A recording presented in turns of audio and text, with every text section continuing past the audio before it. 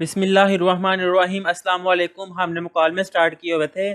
آج کے ہمارے مکالمے کا ٹاپک ہے تاریخ پاکستان۔ کلاس میں لڑکے شور مچا رہے ہیں، استاد صاحب کے آتے ہی خاموشی چھا جاتی ہے۔ استاد: انس، بتائیے پاکستان کب وجود میں آیا؟ انس: پاکستان 14 اگست 1947 کو وجود میں آیا تھا۔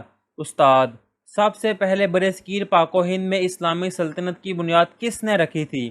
اب آگے آئے گا انس: محمد بن قاسم نے برصغیر میں اسلامی سلطنت کی بنیاد رکھی تھی اور بعد میں آنے والے فاتحین کے لیے سلطنت محمود غزنوی اور محمد گوڑی نے رستہ ہموار کیا تھا۔ اب آگے آئے گا استاد: شاباش، محمد بن قاسم نے کس سن میں ہندوستان پر حملہ کیا تھا؟ اب آگے آئے گا صابر۔ اب یہاں پہ کوئی اور نام بھی رکھ سکتے ہیں، علی، احمد، جو آپ کو آسان لگتا ہے وہ لکھ سکتے ہیں۔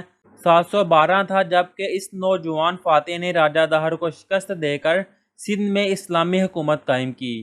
اب آگے آئے گا استاد: سلطان محمود غزنوی نے ہندوستان پر کتنے حملے کیے اور اسلامی حکومت کو کس قدر وسعت دی؟ اب آگے آئے گا حسن۔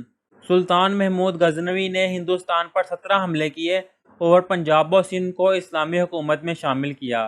اب آگے آئے گا استاد: سلطان محمد گوڑی نے دلی کو فتح کیا اور اسلامی سلطنت کی حدود کو وسعت دی۔ اب بتائیے کہ مستقبل اسلامی سلطنت کا بانی کون تھا؟ اس کا جواب آئے گا عبداللہ۔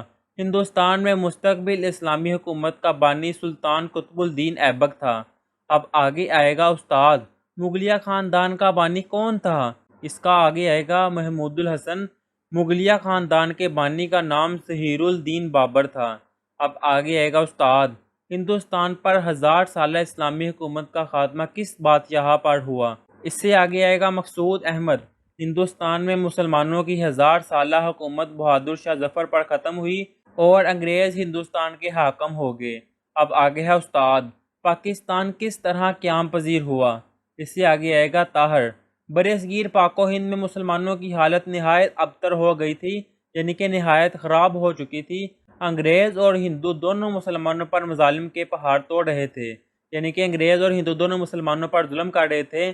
علامہ اقبال نے قوم کو جھنجھوڑا اور پاکستان کا نظریہ پیش کیا، جس سے قائد اعظم محمد علی جناح کی محنت اور جدوجہد نے انگریز اور ہندو کو شکست دے کر قائل کر لیا کہ پاک و ہند کے وہ علاقے جن میں مسلمانوں کی اکثریت ہے، یعنی کہ مسلمانوں کی تعداد جن علاقوں میں زیادہ ہے، پاکستان کے نام سے آزاد و آباد رہیں، وہ علاقے پاکستان کے نام سے آباد رہیں۔